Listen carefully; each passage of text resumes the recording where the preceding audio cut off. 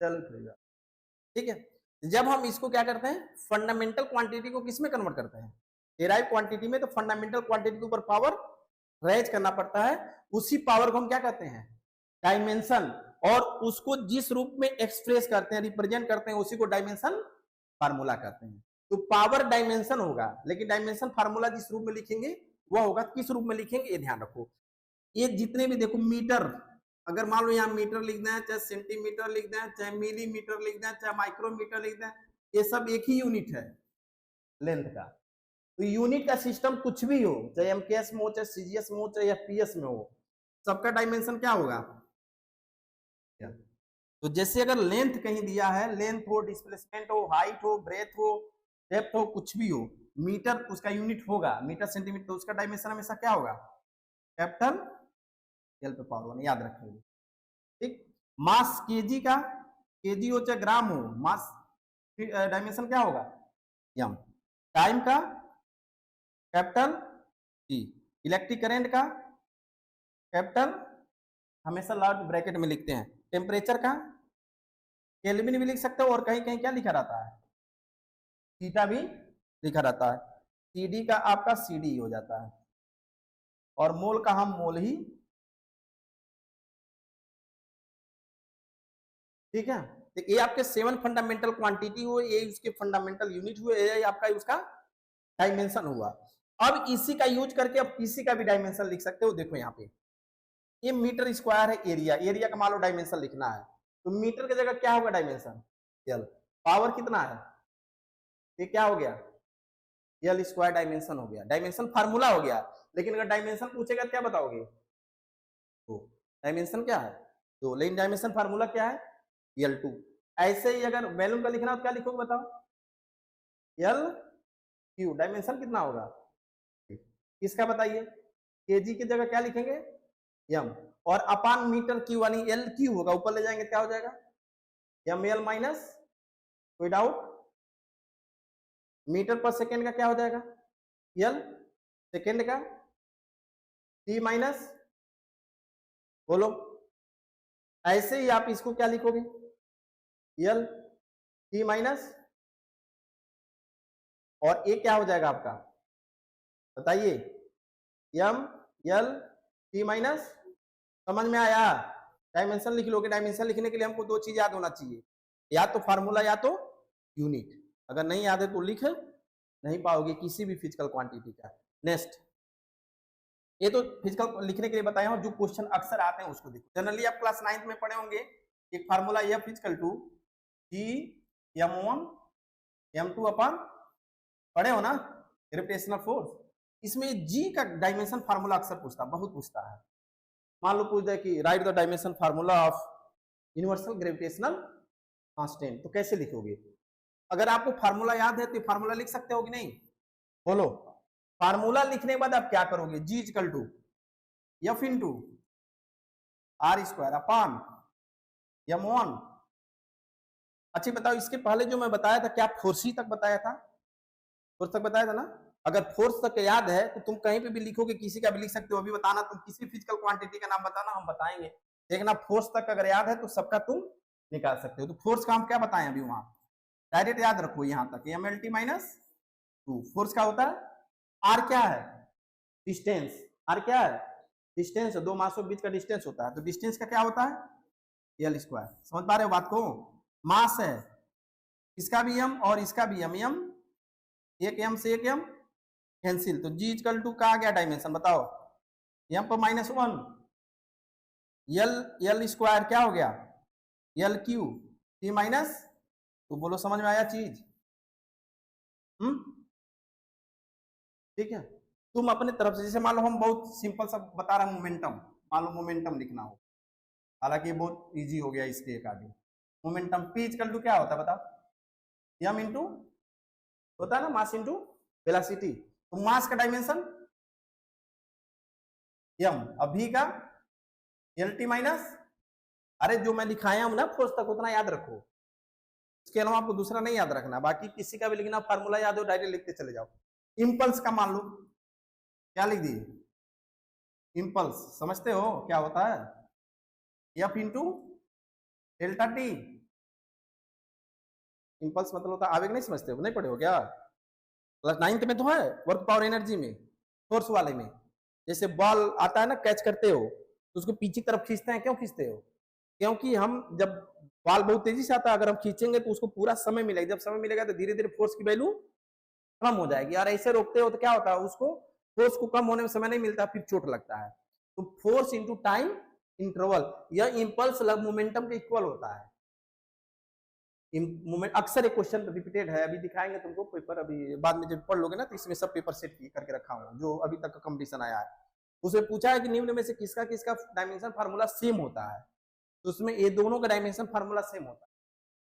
जैसे एफ का लिखोगे क्या हो जाएगा, एम एल टी माइनस 2, और टी टाइम इसका क्या हो गया टी, तो बताओ क्या आ जाएगा, M L T minus momentum और इंपल्स दोनों का फार्मूला यूनिट सेम होता है और डायमेंशन भी सेम होता है। ठीक है, ऐसे ही जितने सेम मैं लिख रहा हूं, टॉर्क, टॉर्क का नाम सुने हो ना, टाउ इक्वल टू होता है एफ इंटू आर, क्या होता है एफ इंटू फोर्स इंटू, ये टार्क है, फोर्स यहां लगाएंगे तो जहां जिस रेडियस में वो रोटेट करता है, फोर्स इंटू परपेंडिकुलर डिस्टेंस जहां लगेगा, तो बस ये जानो, बाकी भी आगे चैप्टर आएगा तो पढ़ेंगे, क्यों जानिए फोर्स इंटू परपेंडिकुलर डिस्टेंस। किताब खोलोगे कोई भी राइटर किताब में सीधी सीधी सब पाओगे। चलो तभी क्या बता रहे थे, टाउ, टाउ इक्वल टू क्या बताएं, एफ इंटू आर, तो इसका भी क्या हो जाएगा बताओ, एम एल टी माइनस 2, और ये क्या हो गया आर का यल, तो क्या हो जाएगा M L square T minus 2 हो जाएगा ना, बोलो।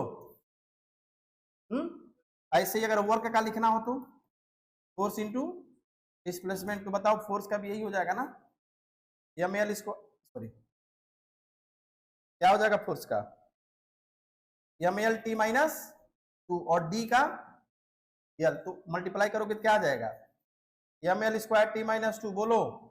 अब जितने भी वर्क, वर्क मतलब एनर्जी होता है, कोई भी एनर्जी ले लो, सबका डायमेंशन यही होगा, टॉर्क का डायमेंशन यही होगा, सेम है, टॉर्क का भी डायमेंशन, इसका भी, चाहे किसी भी एनर्जी का लिख लो, जैसे मान लो के इक्वल टू हम लिख दिए half M V square, kinetic energy का मान लो तुमको लिखना है, तो के इक्वल टू ये नंबर, नंबर का यूनिट होता भी नहीं है तो डायमेंशन भी नहीं होगा, जिसका यूनिट नहीं वो डायमेंशन भी नहीं, ठीक है।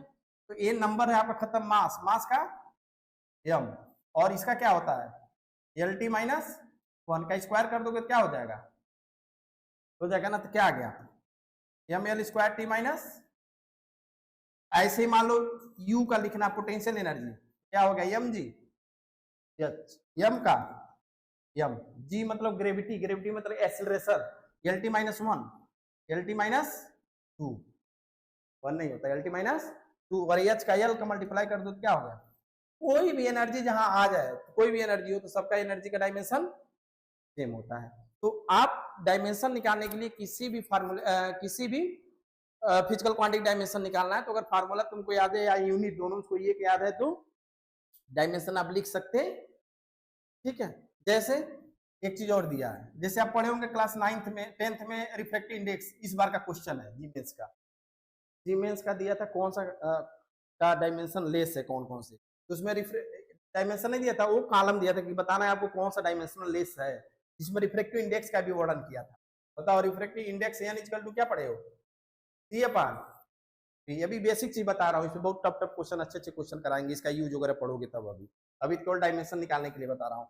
बताओ इसका डायमेंशन क्या हो जाएगा, डायमेंशनल लेस हो जाएगा, क्यों, क्योंकि दोनों सेम फिजिकल क्वांटिटी का रेशियो है, तो सी का भी डायमेंशन वही होगा और वी का भी डायमेंशन वही होगा, इसलिए क्या हो जाएगा ये डायमेंशनल लेस हो जाएगा। तो डायमेंशनल लेस को ऐसे लिखता है m0 l0 और t0, मतलब क्योंकि अभी आप पढ़े हो पावर को हम डायमेंशन कहते हैं, तो पावर 0 है सब, तो इसको क्या डायमेंशनल लेस को या तो 1 लिखता है या तो m0 l0 और t0 लिखता है, ठीक है। ऐसे ही एंगल का क्या हो जाएगा बताओ, एंगल थीटा इक्वल टू क्या होता है आर का पान रेडियस, तो ये भी क्या हो जाएगा बताओ, क्यों, क्योंकि आर की भी डिस्टेंस है, रेडियस भी, समझ पा रहे हो ना। अच्छा फ्रीक्वेंसी का बताओ, तो छोटी छोटी जो अक्सर चीजें आती हैं उसको बताओ, फ्रीक्वेंसी बताओ, क्या हो जाएगा, L-1 नहीं T-1 पर सेकेंड होता है ना, फ्रीक्वेंसी क्या होता है hertz, F equal to 1/T, ये होता है ना, F इक्वल टू 1/T, तो क्या हो गया T-1। ठीक है, अब बताओ तुम लोगों को कोई डाउट होगा, मतलब अगर न समझ में आया डायमेंशन निकालने के लिए बड़ी शॉर्टकट में फास्ट तरीके से तुम लोगों को बता दिए, इतना जरूरत है। टॉर्क, टॉर्क लिखे थे, टॉर्क होता क्या है समझ लो इससे एग्जांपल से। अच्छा बताओ फोर्स कहां लगा रहे हैं, फोर्स कहां लगा रहे हैं, यहाँ देखो यहाँ लगा रहे हैं ना, लेकिन लग कहां रहा है, यहाँ पर है ना, तो ये फोर्स इनटू परपेंडिकुलर डिस्टेंस, ये डिस्टेंस है, ठीक, इसी को कहते हैं टॉर्क। ये फोर्स यहाँ लगा रहे हो लेकिन कितने दूरी पे लग रहा है, r डिस्टेंस पे, तो परपेंडिकुलर है, यानी फोर्स यहाँ लगा रहे हो लेकिन लग रहा है यहाँ पे, तो फोर्स इधर लग रहा है और वो वर्क यहाँ हो रहा है, इसी को क्या कहते हैं टॉर्क। जहां पे भी कोई ऑब्जेक्ट रोटेट कब करेगा, जैसे मान लो इसको रोटेट करना है तो एक फोर्स इधर लगाओगे, एक इधर लगेगा, एक इधर लग रहा है और एक तभी जाकर रोटेट कर रहा है, ये रोटेट कर रहा है ना ऐसे, तो जहां पे भी रोटेट होगा वहां पे टॉर्क लगेगा। ठीक, तो जहां फोर्स आप यहाँ लगा रहे हो रोटेट यहाँ कर रहा है, फोर्स इधर लग रहा है रोटेट यहाँ कर रहा है, फोर्स इंटू परपेंडिकुलर डिस्टेंस, ये फोर्स यहाँ लग रहा है, ये परपेंडिकुलर डिस्टेंस हो गया, एफ इंटू, ये हालांकि वेक्टर है, पढ़ोगे आगे भी, आगे बताएंगे तो यहाँ बस ठीक है। तो टॉर्क होता है फोर्स इंटू आर, क्लास 10। तुम लोगों को अगर कोई नया फिजिकल क्वांटिटी कोई इस तरह का आ रहा हो, पूछ रहा हो, डायमेंशन पूछना हो तो बताओ, फिर हम यूज बताएं इसका डायमेंशन का, क्योंकि असली चीज वही है एप्लीकेशन। हाँ अभी तो तुम्हारा डायमेंशन निकालने के लिए बताया हम, अभी आप यूज पढ़ोगे तब ना, डायमेंशन इक्वेशन कैसे हम उसको चेक करते हैं, कैसे फिजिकल क्वांटिटी को चेंज करते हैं, वो सभी बाद में जानेंगे। ठीक है, चले आगे नेक्स्ट। अब हमको देखना यूज ऑफ डायमेंशन, जब भी फिर कोई नया आएगा तो बताना ही पड़ेगा। यूज ऑफ डायमेंशन, देखो इसके 3 यूज है, जो आप कह रहे हो ना वो दूसरा तीसरा यूज है। पहला यूज है सिस्टम ऑफ यूनिट, पढ़े होगे, कितने होते हैं, नहीं पढ़े हो, अरे वाह, हालांकि मुझे याद है कि क्लास 10th में किसी दिन मैं हल्का फुल्का डिस्कस भी किया था इसको।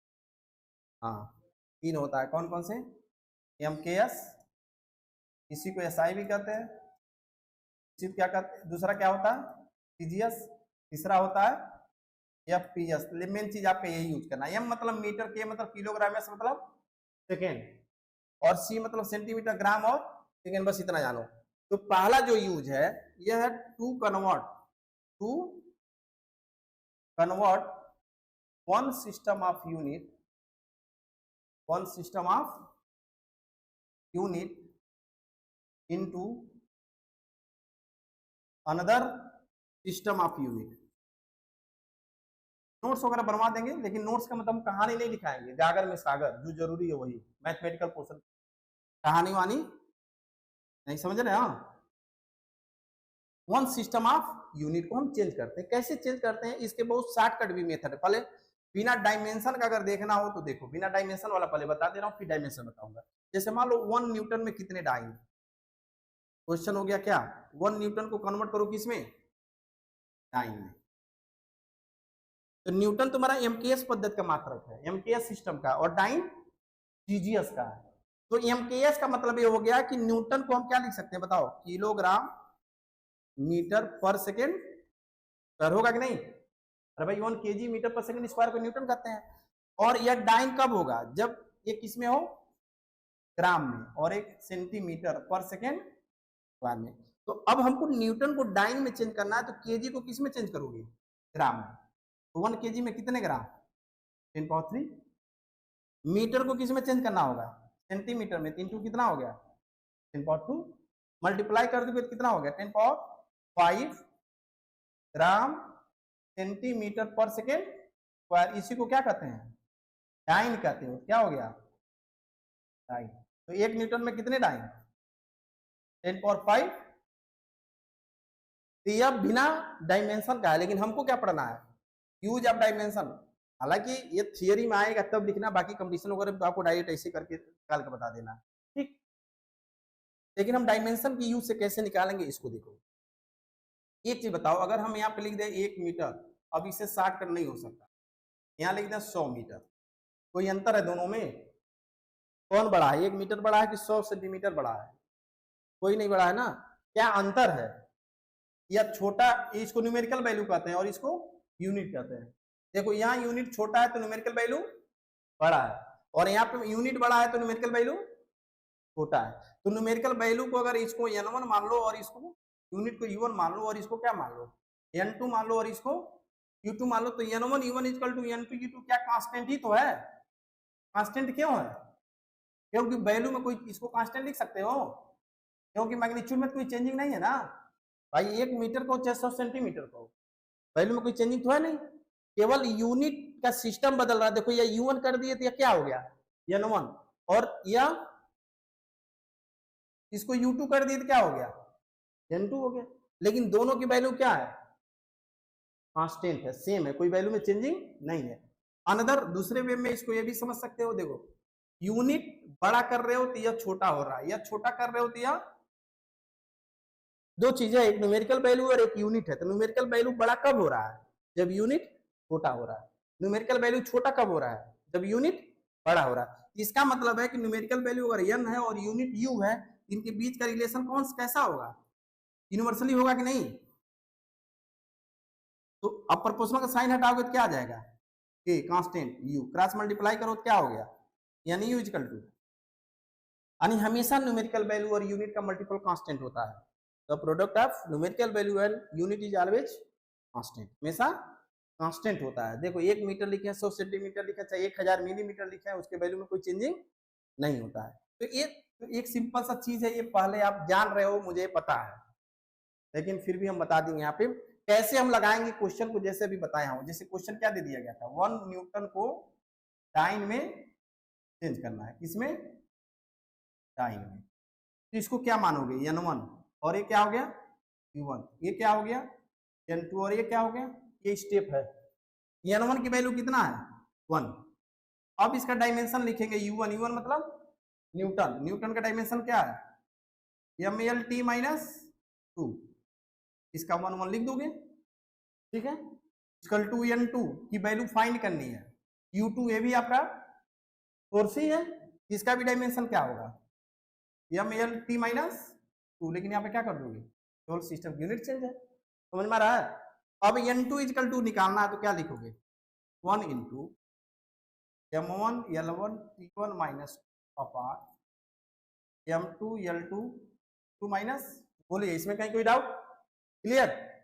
अब यहाँ पे n2 इक्वल टू क्या लिख सकते हो? 1 इंटू, अब अलग अलग लिख देते हैं, m1 को, m को एक साथ, l को एक साथ, और t1 अपान t2 को एक साथ माइनस 2 हो जाएगा ना। अब यहाँ पे मेन चीज समझिए, ये तो यहां तक आपको सबके साथ करना है। हमको किसको चेंज करना है? न्यूटन को डाइन में। तो जब यह न्यूटन है तो m1 है, और जब ये डाइन है तो क्या हो गया? ये डाइन कब होगा? जब m2 ग्राम में होगा। यह न्यूटन है, m1 है, तो m1 किस में होगा? किलोग्राम में। समझ पा रहे हो बात को? तो m1 की जगह क्या लिखोगे? किलोग्राम। ना समझ में आए तो पूछ लेना, जबरदस्ती हूं नहीं कहना। ये न्यूटन है, न्यूटन किस में है? एमकेएस में। समझ रहे हो किस में? एमकेएस में। तो एमकेएस में न्यूटन कब होगा? जब मास केजी में होगा, जब मास केजी में होगा। टाइम कब होगा? जब मास, समझ पा रहे हो ना? यम न्यूटन है तो लेंथ उसमें किस में होगा? मीटर में। यह डाइन है तो लेंथ किस में होगा? सीजीएस का मतलब हो गया सेंटीमीटर, ग्राम और सेकेंड, और एमकेएस का मतलब हो गया किलोग्राम, मीटर, किलोग्राम और सेकेंड। समझ पाए बात को? तो ऐसे ही किस में हो जाएगा? m2 ग्राम में। l1 किस में हो गया? मीटर, और ये किस में हो गया? और ये तो दोनों सेकेंड सेकेंड ही कैंसिल हो जाएगा, MKS CGS second second cancel हो गया, कोई मतलब नहीं। 1 इंटू। अब बताइए m1 किस में? किलोग्राम। किसको किस में चेंज करना है?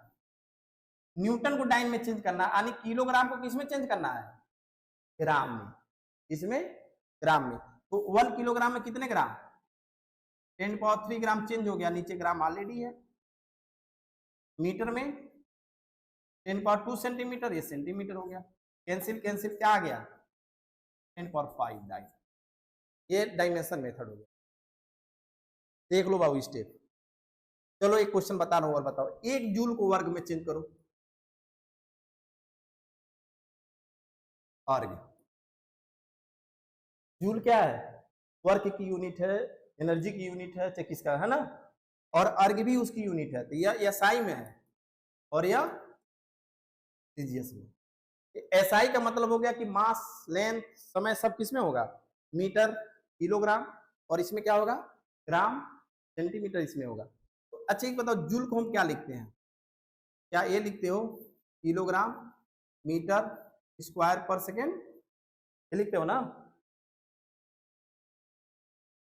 W equal to F into, F का क्या होता है बताओ? किलोग्राम मीटर पर सेकेंड स्क्वायर होता है ना, किलोग्राम मीटर पर सेकेंड स्क्वायर इंटू इसका भी क्या हो गया? मीटर, क्या लिखोगे इसको? किलोग्राम मीटर स्क्वायर पर सेकेंड स्क्वायर होगा ना। तो शॉर्टकट मेथड पहले समझ लो। इसको हमको चेंज करना है किसमें? अर्ग में। तो 1 किलोग्राम को किसमें चेंज करना होगा? 10³ ग्राम इंटू मीटर स्क्वायर को चेंज करोगे किसमें? सेंटीमीटर स्क्वायर में। तो 1 मीटर में 100, 10² स्क्वायर करोगे क्या हो जाएगा? 10⁴ सेंटीमीटर स्क्वायर। समझ पा रहे हो बात को? कैसे हुआ? मीटर स्क्वायर है, 10² होता है मीटर में, तो स्क्वायर करोगे 4 हो जाएगा। और यह क्या हो गया? सेकेंड स्क्वायर सेम है तो चेंज करना ही नहीं है। ये कितना हो गया? 10⁻7। और इसको क्या लिख सकते हो? ग्राम सेंटीमीटर स्क्वायर पर सेकेंड। या किसके इक्वल होता है? अर्ज के। बस 1 जूल में अर्ज।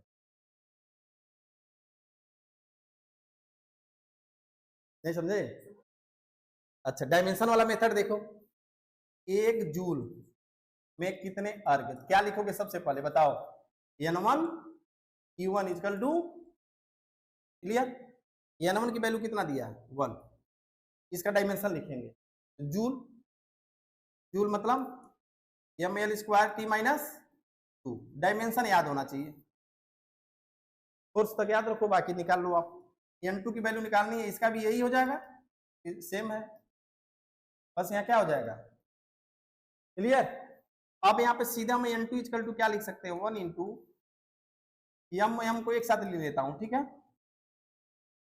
L1 अपन T1 अपन -2, यहाँ पे स्क्वायर हो जाएगा। क्यों स्क्वायर होगा? ठीक। अब बताओ, जूल को अर्ज में चेंज करना है, तो इसका मतलब है कि अमाउंट किस में होगा? किलो में। ये किस में होगा? ग्राम में। L1 किस में होगा? और ये किस में होगा? ये सेकेंड सेकेंड कैंसिल कैंसिल कर देता हूँ, ये स्क्वायर हो गया। बोलो कोई दिक्कत? अब हमको चेंज करना है इसको, किलोग्राम को ग्राम में। तो 1 किलोग्राम में कितने ग्राम? आज लिखवा नहीं रहे हैं, बाद में जब शुरू हो जाएगा। और मीटर को सेंटीमीटर में चेंज करना, बताओ कितना होगा? 10⁻2 सेंटीमीटर अपन सेंटीमीटर का स्क्वायर, ये हो गया कैंसिल। 10⁻3 इंटू 10⁻4 इक्वल टू, ये डायमेंशन मेथड हो गया। डायरेक्ट ही करो, डायरेक्ट। ये सब क्वेश्चन तुम्हारे बोर्ड वगैरह के लिए, तो बोर्ड का एग्जाम होना नहीं है, स्कूल का कोई मतलब है नहीं, तो आप डायरेक्ट मेथड ही लगाओगे जो बताया हूं। लेकिन चूंकि डायमेंशन पढ़ रहे हो तो ये भी जानना चाहिए, कभी कभी यूज करना पड़ता है। जैसे में जगह कहीं दे देता है, जो उससे नहीं आता तो इससे निकाल लेते हैं, लेकिन आसान वही है, शॉर्टकट में। ठीक, देखो ये सब क्वेश्चन दिया हुआ तुम्हारे किसी भी राइटर किताब में खोलोगे तो पाओगे। ठीक है, समझ पाए बात को? तो ये पहला यूज है डायमेंशन का। फर्स्ट यूज है to convert one system of unit into another system of. सब साला खत्म हो गया इसी में, यहीं से है तो।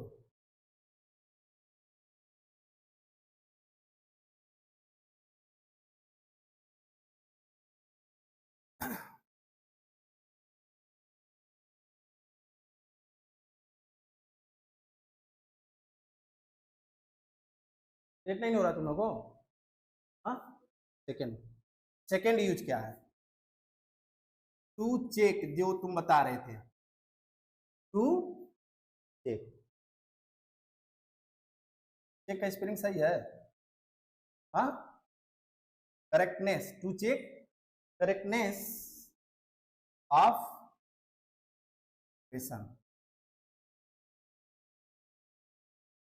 कोई भी अगर इक्वेशन दिया है वो करेक्ट है या इनकरेक्ट है, इसको चेक करना, ठीक है? तो कुछ नहीं करना उसको।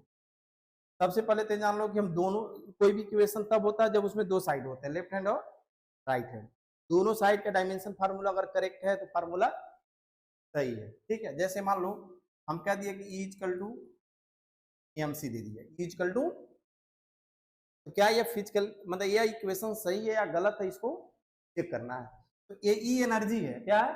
एनर्जी। तो इसका अगर इसका LHS साइड का अगर लिखो तो डायमेंशन क्या होगा?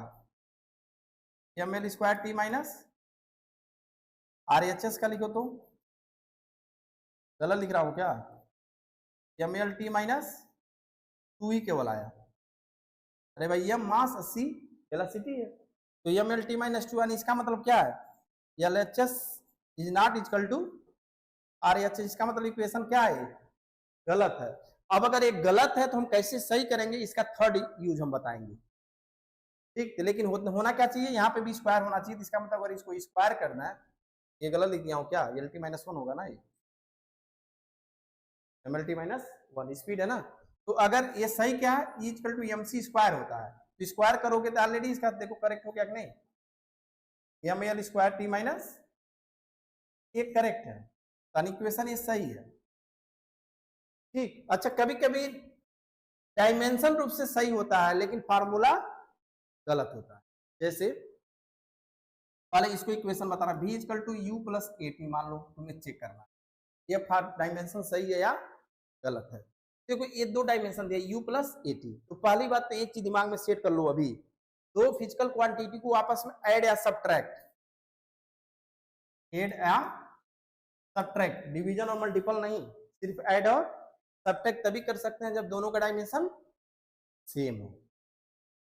अगर V equal to U plus AT है, U में AT ऐड है, तो इसका मतलब इसका भी डायमेंशन और इसका भी डायमेंशन सेम होगा, तो कोई एक ही डायमेंशन निकाल लेंगे तो बात बन जाती है। जैसे मान लो इसका डायमेंशन भी क्या हो गया, LHS अगर लिखो तो क्या लिखोगे?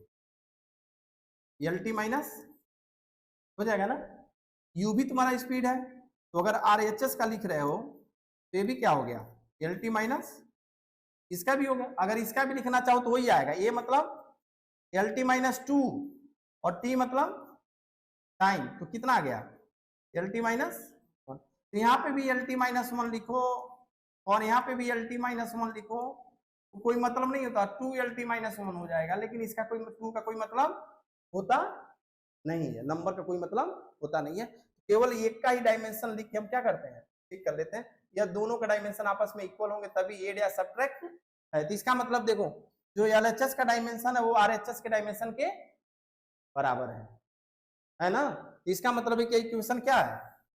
करेक्ट है। लेकिन अब एक फार्मूला बताओ, अगर S इक्वल टू यहां लिख दिए UT प्लस AT स्क्वायर, यह डायमेंशनल रूप से करेक्ट है कि नहीं, चेक करके देख लो। यस का मतलब L है ना, LHS का हो जाएगा ना। अरे यस क्या है? डिस्टेंस, तो L हो जाएगा ना। अगर इस साइड का लिखो UT का, UT का डायमेंशन क्या हो जाएगा? LT माइनस 1 और T का क्या हो गया? T कैंसिल करोगे तो क्या आ जाएगा? L ही तो आएगा। AT स्क्वायर का अगर लिखो तो LT माइनस 2, अरे एक्सीलरेशन है, और T स्क्वायर का T स्क्वायर, यानी क्या आ गया? यानी ये दोनों का डायमेंशन आपस में सेम है। इसका मतलब है कि यार इक्वेशन तो सही है लेकिन क्या फार्मूला सही है? ऐसा नहीं है, ये स्टेटमेंट के रूप में दिया है क्वेश्चन, जीमेंस का पेपर उठाओगे तो दिया है कि डायमेंशनल रूप से दिया हुआ इक्वेशन करेक्ट होता है but formula wrong. Statement correct है या इनकरेक्ट है तो आपको बताना है, उसमें 4 ऑप्शन दिया रहता है, तो ये चीज ध्यान रखना है। ये कोई जरूरी नहीं है कि डायमेंशनल रूप से करेक्ट है तो फार्मूला भी करेक्ट है, ठीक। ये सिर्फ इक्वेशन चेक करने के लिए, फार्मूला चेक करने के लिए नहीं। फार्मूला गलत भी हो सकता है लेकिन इक्वेशन सही होगा अगर दोनों साइड का डायमेंशन सही है तो। समझे बात को? और कोई भी तुम इक्वेशन बोल सकते हो, तो वाली बात नहीं है। ये आपका सेकेंड यूज है। थर्ड और सबसे इंपॉर्टेंट, थर्ड डायमेंशन मेथड से हम इतना क्लास में पढ़ोगे एक सप्ताह में। थर्ड जो है, डेराइव फार्मूला करते हो ना, तो डायमेंशन मेथड से भी हम डेराइव करते हैं। हालांकि दो ही हो इसलिए शॉर्टकट में थोड़ा चल भी रहा है, और डिटेल क्वेश्चन मेन है। थियरी आप समझिए, अधिक से अधिक प्रैक्टिस। ठीक, तो पहले केवल थियरी बता दे रहा हूँ, फिर प्रैक्टिस कराऊंगा। इस पे कम से कम 100 क्वेश्चन कराएंगे। थर्ड हो गया टू डेराइव, डेराइव न लिख के हम लिख देता हूं establish, to establish, to establish relation between among physical quantities. ठीक है, तमाम सारे अगर फिजिकल क्वांटिटी दिए हैं तो उनके बीच का हम रिलेशन कैसे स्टेब्लिश करेंगे। तो सबसे पहले जब आप क्वेश्चन पढ़ोगे ना, देखना एनसीईआरटी का पहला क्वेश्चन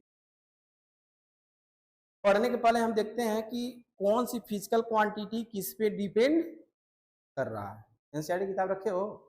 कोई किताब नहीं है? हाँ, एनसीईआरटी है ना? कौन सा देगा?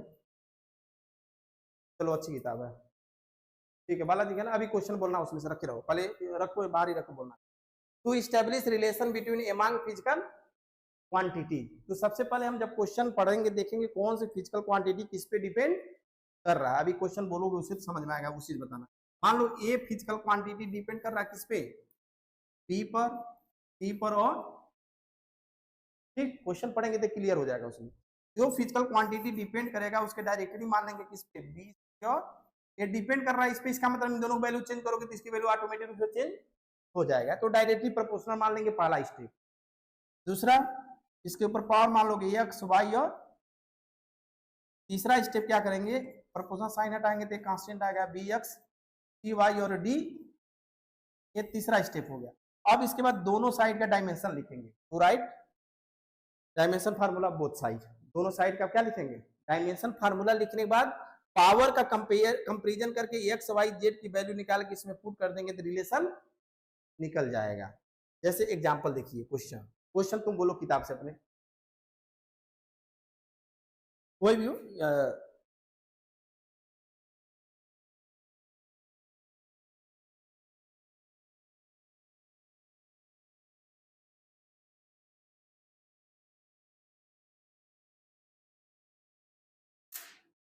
अच्छा, पहले डायमेंशन ही तो दिया पहले।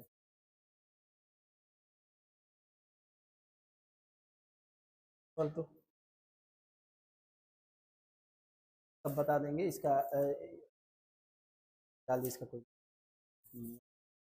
यूज ऑफ डायमेंशन में आ जाओ। कोई एग्जांपल चाहे क्वेश्चन कोई हो तो बोलो।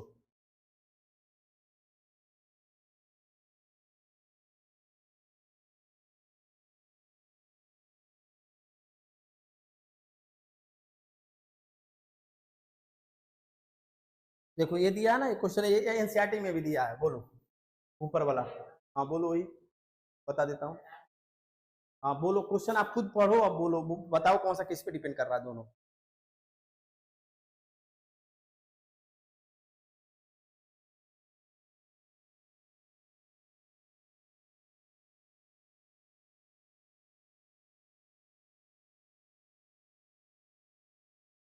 ठीक है, अब एक चीज बताओ, उसमें समझ पाए ना कि जो पीरियोडिक टाइम टी है वो डिपेंड कर रहा है किस पे? मास पे, आपके मास पे, ग्रेविटी जी पर, ग्रेविटी जी पर, और स्ट्रिंग का लेंथ एल पे। देखो ये दिया ना क्वेश्चन, समझ पा रहे हो ना? T depend on, clear. अब इसके ऊपर क्या मानोगे? एक्स वाई, ठीक है। अब इसके बाद हम टी इजकल टू क्या करेंगे बताओ? प्रोपोर्शनल का साइन हटाएंगे तो एक एम एक्स जी वाई और एल। अब दोनों साइड का क्या लिखेंगे? डायमेंशन। तो टी टाइम है तो इसका डायमेंशन क्या हो गया? टी हो गया। साथ में M zero L zero T भी लिख सकते हो, कोई बात नहीं, केवल टी लिखिए। ये कांस्टेंट, इसका डायमेंशन होता नहीं है। एम मास, और क्या हो जाएगा? X. G gravity, L T minus two Y यल जेड। क्लियर। अब देखो यहाँ पे यम पर केवल एक्स है, ठीक है, तो यहाँ लिख देता हूं, इसका मल्टीप्लाई करोगे तो क्या हो जाएगा, यल पे वाई और टी पे माइनस 2y हो जाएगा ना, और यहाँ पे क्या हो जाएगा, यल पे 80। उसके बाद हम क्या करते हैं, देखो यम पर क्या हो गया x, यल पे y और यल पे z है, तो यहाँ पे क्या लिख सकते हैं, यल पे y प्लस हो जाएगा ना, और यहाँ पे क्या हो गया t माइनस। बस अब दोनों साइड के पावर का कंपेयर करो, यम है इधर, इधर यम है नहीं है, पावर x है तो x इक्वल टू क्या हो गया, पहला यल पे बताओ क्या है, y प्लस जेड, इधर यल है 0, ये हो गया 2, समझ में आ रहा है।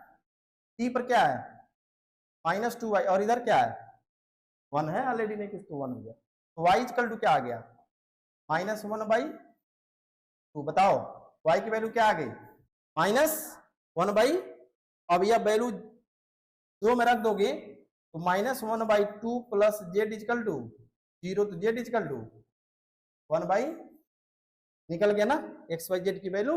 अब यह वैल्यू क्या करो इसी में पुट कर दो, t इक्वल टू क्या आ गया के यम पर 0, यम पर 0, जी पर क्या रखोगे, y की वैल्यू कितना आया -1/2 और यल पर कितना है 1/, ठीक, तो ये तो खत्म हो जाएगा, केवल k बचा, इसको क्या लिख सकते हैं यल पे 1/2 और नीचे इसको g को लाओगे क्या लिख दोगे, हो जाएगा, या t equal to k constant है, इसको क्या लिख सकते हैं यल अपान g पे 1/2 लिख सकते हैं, बताओ क्या इसको हम ये भी लिख सकते हैं t इक्वल टू k पूरे अंडर रूट यल अपान जी, ये फार्मूला आपका हुआ, लेकिन k कांस्टेंट है, इस मेथड से यही होता है कि k की जगह क्या लिखें, अगर याद है आपको क्वेश्चन में दे देता है k इक्वल टू 2 पाई 3 पाई 4 पाई, तो वहां t k की जगह क्या लिख दोगे, कांस्टेंट k की वैल्यू क्या होती है 2 पाई होता है, क्वेश्चन में दे देता है।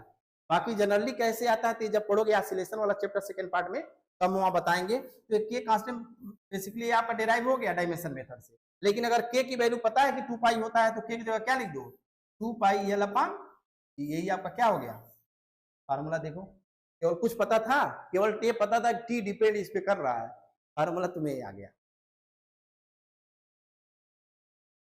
क्या करोगे सबसे पहले हम ये चेक करेंगे कौन सी फिजिकल क्वांटिटी किस पे डिपेंड कर रहा है, तो उसके डायरेक्टली प्रोपोर्शनल मानोगे, पावर मान लोगे दूसरी साइड में, फिर प्रोपोर्शनल साइन हटाओगे तो कांस्टेंट आ जाएगा, फिर दोनों साइड का डायमेंशन लिखेंगे, डायमेंशन लिखने के बाद दोनों साइड का कंपेयर करके एक्स वाई जेड की वैल्यू निकाल के उसमें पुट कर देंगे, आंसर आ जाएगा। कोई ये क्वेश्चन और बोलो, छोड़ देते हैं।